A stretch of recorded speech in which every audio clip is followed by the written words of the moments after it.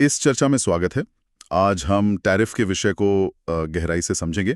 ये एक ऐसा मुद्दा है जो अक्सर अखबारों की सुर्खियों में रहता है। हमारी जानकारी का स्रोत है टैरिफ अवधारणा, उपयोग और वैश्विक प्रभाव पर आधारित एक लेख। और हमारा लक्ष्य है सरल शब्दों में ये समझना कि आखिर टैरिफ क्या बला है, देश इनका इस्तेमाल क्यों करते हैं और ऐसा क्यों लगता है कि अमेरिका इस मामले में ज्यादा आगे रहता है। तो चलिए शुरू करते हैं। सबसे पहले बुनियादी बात, ये टैरिफ आखिर हैं क्या? बिल्कुल सीधी सी बात है। टैरिफ एक तरह का आप कह सकते हैं टैक्स या शुल्क है जो कोई सरकार दूसरे देश से आने वाले सामान पर लगाती है। कभी कभी बाहर जाने वाले सामान पर भी लगता है, पर आयात पर ज्यादा आम है। अच्छा, यानी जब कोई चीज बाहर से देश में आती है, सीमा पार करती है, तो उस पर एक एक्स्ट्रा कीमत जुड़ जाती है। हाँ बिल्कुल, और इससे वो चीज स्थानीय बाजार में महंगी हो जाती है। सही। तो फिर सवाल उठता है कि सरकारें ऐसा करती क्यों हैं? सामान महंगा करने से क्या हासिल होता है? क्या सोचे इसके पीछे? हाँ देखिए, इसके कई कारण हैं और ये अक्सर मिले जुले होते हैं। सबसे आम वजह जो है वो है घरेलू उद्योगों की सुरक्षा करना। घरेलू उद्योग जैसे? मान लीजिए, अगर भारत में बनने वाले फोन की तुलना में चीन से आने वाले फोन बहुत सस्ते हैं, तो भारत सरकार क्या कर सकती है? वो चीनी फोन पर टैरिफ लगा सकती है। अच्छा।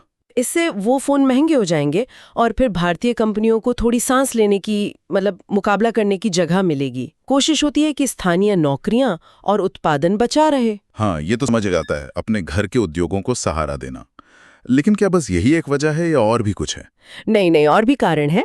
दूसरा अहम कारण है व्यापार घाटे को कम करने की कोशिश। व्यापार घाटा? जब हम खरीदते ज्यादा और बेचते कम है। जी बिल्कुल, जब कोई देश आयात ज्यादा कर रहा हो निर्यात से, तो टैरिफ लगाने से क्या होता है कि आयातित सामान महंगा हो जाता है। तो उम्मीद होती है कि लोग उसे कम खरीदेंगे और घाटा कुछ कम होगा। ओके। और तीसरा, सरकारी खजाने के लिए राजस्व जुटाना, पैसे कमाना। अच्छा, सरकार की कमाई। हाँ, खासकर विकासशील देशों में, जहां टैक्स कर इकट्ठा करने के दूसरे तरीके शायद उतने मजबूत न हो, तो आयात पर शुल्क लगाना कमाई का एक सीधा जरिया बन जाता है। और चौथा, जो आजकल काफी सुनने में आता है, वो है एक कूटनीतिक हथियार की तरह इस्तेमाल या फिर जवाबी कार्रवाई के तौर पर। जवाबी कार्रवाई जैसे?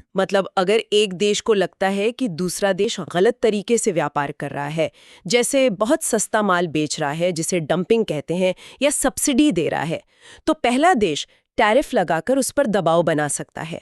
जैसे हमने 2018-20 के अमेरिका चीन व्यापार युद्ध में देखा, दोनों तरफ से खूब टैरिफ लगे। हाँ, वो तो काफी चर्चा में था। और इसी से जुड़ा मेरा अगला सवाल है, अक्सर ऐसा लगता है या सुनने में आता है कि अमेरिका टैरिफ लगाने में बहुत आगे है। क्या ये बात सही है या सिर्फ एक धारणा है? देखिए, ये कहना कि सिर्फ अमेरिका ही टैरिफ लगाता है, ये तो बिल्कुल गलत होगा। हर देश लगाता है। लेकिन हाँ, ये बात सही है कि अमेरिकी टैरिफ ज्यादा चर्चा में रहते हैं। हाँ, क्यों? इसके पीछे कुछ ठोस वजह हैं। पहली तो ये कि अमेरिका दुनिया की सबसे बड़ी उपभोक्ता अर्थव्यवस्था है। वो सबसे ज्यादा खरीदते हैं। अच्छा। तो जब वो कोई फैसला लेते हैं, टैरिफ लगाते हैं, तो उसका असर पूरी दुनिया पे पड़ता है। वो महसूस होता है।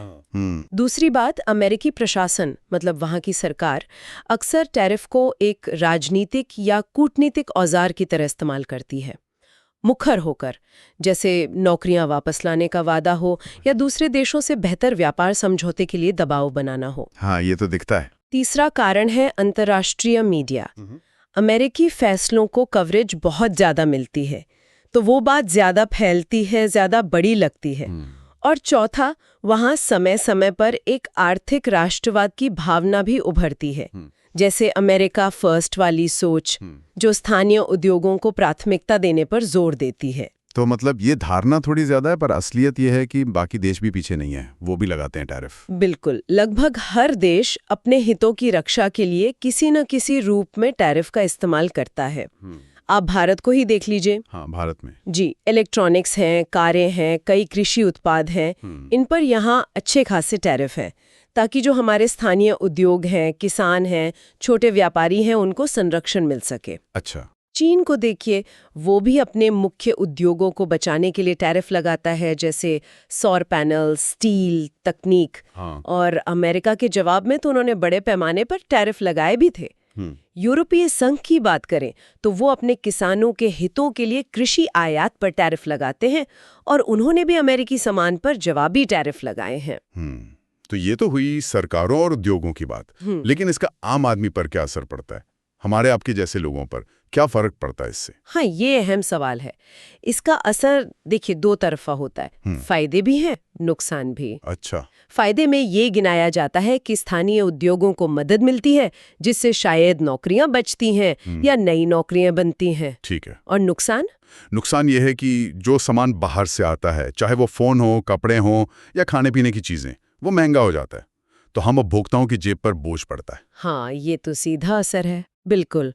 और अगर बात बढ़ जाए, व्यापार युद्ध छिड़ जाए, तो दोनों देशों की अर्थव्यवस्थाओं को नुकसान पहुंचता है।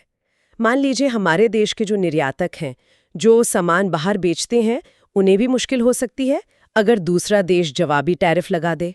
और एक पहलू ये भी है कि कभी-कभी क्या होता है, जब बाहर से मुकाबला कम हो जाता है तो घरेलू उद्योग थोड़े सुस्त पड़ सकते हैं, मतलब नई खोज या सुधार पर शायद उतना ध्यान न दे। तो कुल मिलाकर देखें तो टैरिफ एक शक्तिशाली औजार तो है, पर इसका इस्तेमाल बड़ा संभल कर करने वाला है। ये एक तरह की दोधारी तलवार है। बिल्कुल सही कहा। ये समझना बहुत जरूरी है कि ये सिर्फ एक टैक्स या शुल्क नहीं है। ये वैश्विक व्यापार, राजनीति और कूटनीति का एक बहुत ही पेचीदा हिस्सा है, जिसके असर बहुत दूर तक जाते हैं। और शायद यहीं पर हम आज की चर्चा को विराम दे सकते हैं, लेकिन एक विचार के साथ, है ना? हाँ, बिल्कुल। श्रोताओं के लिए सोचने का एक बिंदु छोड़ जाते हैं। जब कोई देश अपने घरेलू उद्योगों की सुरक्षा के लिए टैरिफ लगाता है, तो क्या ये कदम असल में उस उद्योग में नई सोच, मतलब नवाचार को बढ़ावा देता है, या फिर बाहरी प्रतिस्पर्धा कम होने के कारण उसे एक तरह से सुस्त और आत्मसंतुष्ट बना देता है? इस पर जरूर सोचिएगा।